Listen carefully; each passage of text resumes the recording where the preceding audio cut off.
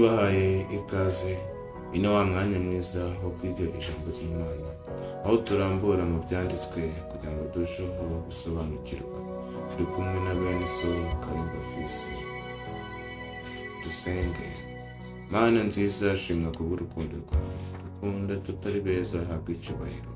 Ngwino bane natwe muri uwo mwanya, dusobanurire byose mu izina rya Yesu. Amen.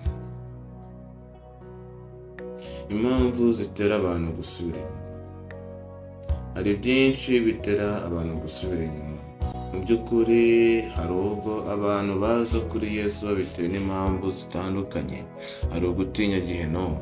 Benshi bumva ibya Gehinomu bagatekereza umuriro uzatwika abanyabyaha, maze bakaza kuri Yesu babitewe no gutinya atarukanga icyaha nyakuri.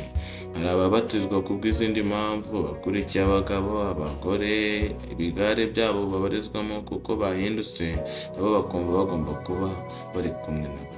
Muri make habaho guharara. Iyo bahararutswe kwa gutinya ni kuba kukibarimo. Iyo ibyo bashakaga bamaze kubibona, biba birangiye. Tugiye kurebera hamwe impamvu zimwe zitera abantu gusubira inyuma.